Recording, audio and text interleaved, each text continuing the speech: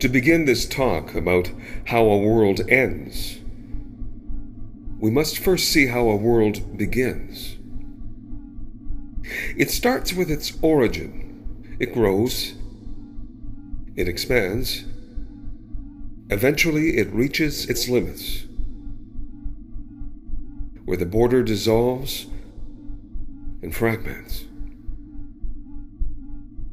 The world of virtual reality is a world that is in its origin in our modern times, and it's growing, and it's expanding, and eventually, one day, it will reach its limits, dissolve and fragment at the border.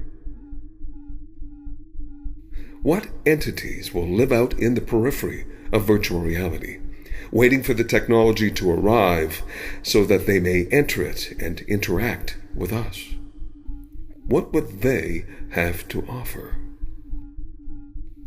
To begin to answer this, I introduce you to a game called Red Carpet Alleyway. You're walking along. You notice something odd. 2 barrels on fire on either side of a dark alleyway. And normally you may not enter this, but this time you do. There's something drawing you in. It's a red carpet in the alley, and at the end of the red carpet is a box. What's inside that box?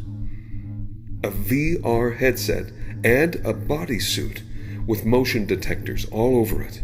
Naturally, you put these things on, there in the alley, and the game begins.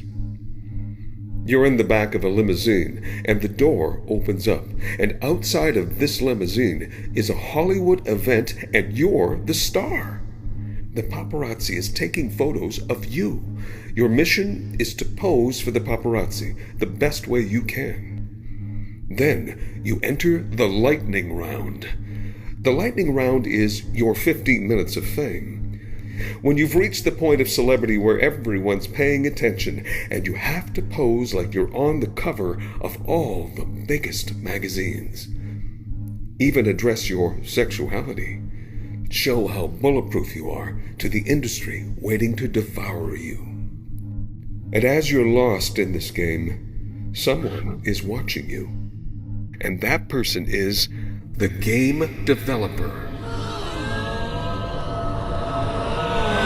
So while you're on the highest ego trip you've felt in who knows how long, flashing cameras, you're at the height of your fame, in sneaks the game developer, and he takes your wallet. And the game is rigged. Eventually you lose. You know by definition 15 minutes of fame only lasts so long. And you lose favor with the public, and your celebrity level goes down, and it's game over. You take off the headset. You're back in the alleyway, and your wallet is gone. And whatever was in your wallet, well, that's how much it costs to play the game. Red Carpet Alleyway. Now, who is this game developer? Well, he's none other than Dank Basementonia. Huh?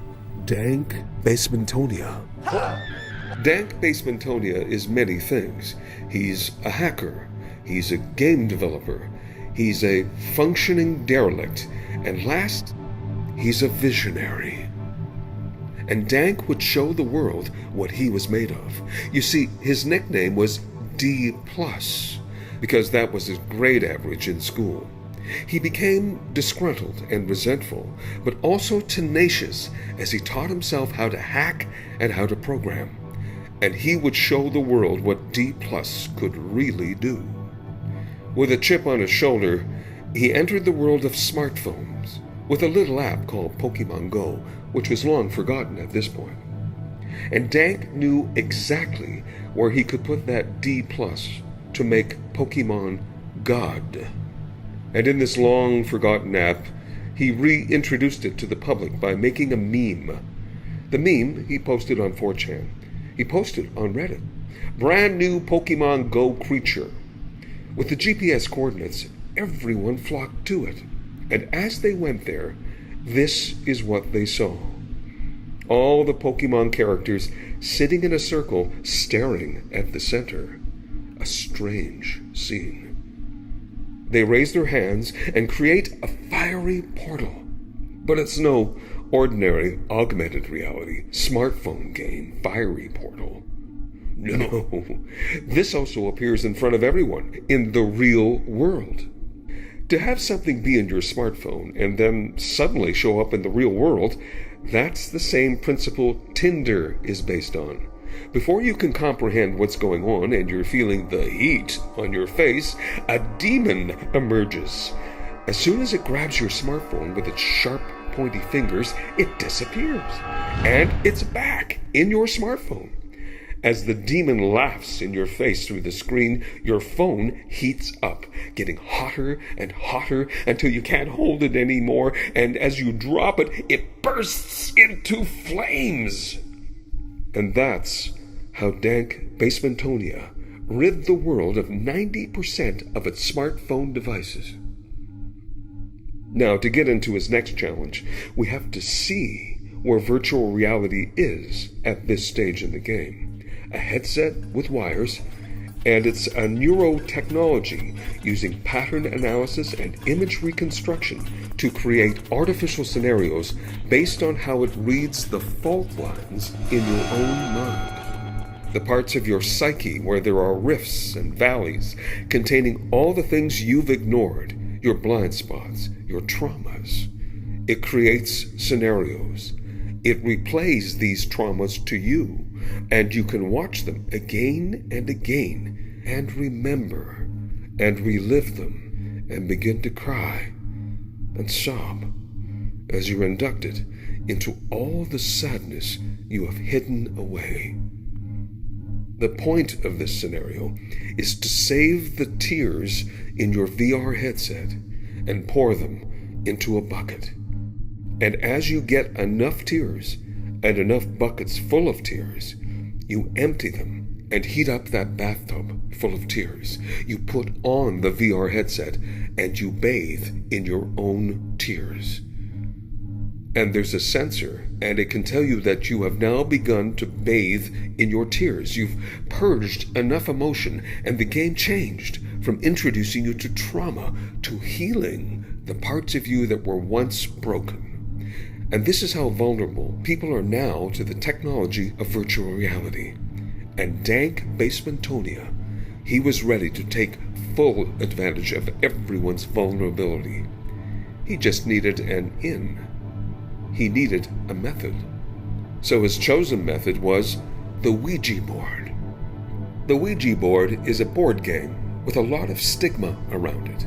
You place your hands on the selector with a group of people, and dead spirits are meant to move the selector and choose words, and spell out words to communicate with you from the underworld. And the stigma is that those dead spirits are nasty demons. Here's a meme to say. The Ouija board is not a portal to your dead relatives. It's a portal to demons pretending to be your dead relatives.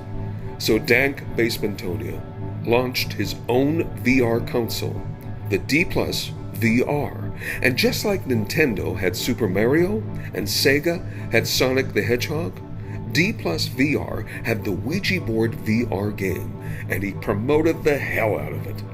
Make Ouija safe again. And he toured this D+ VR. He even went on Larry King to answer the question everyone was asking.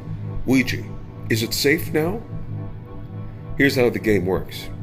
People wear their headsets. They're laying their hands down with motion detector gloves, and this board floats in front of them in the VR space as they select the letters with their involuntary muscle movements. Where are we in the virtual reality world at this stage? We're about here, just on the edge of the fragmenting border. Here, it's imposed right above the game players' heads. Entities waiting to control the game. How is it possible that Dank made this happen? Well, he sent the underworld passcodes so they could enter this world through VR, creating a Ouija board game that was actually dangerous. Because as people selected letters, it was really a ghost punching in the passcode into their VR headset.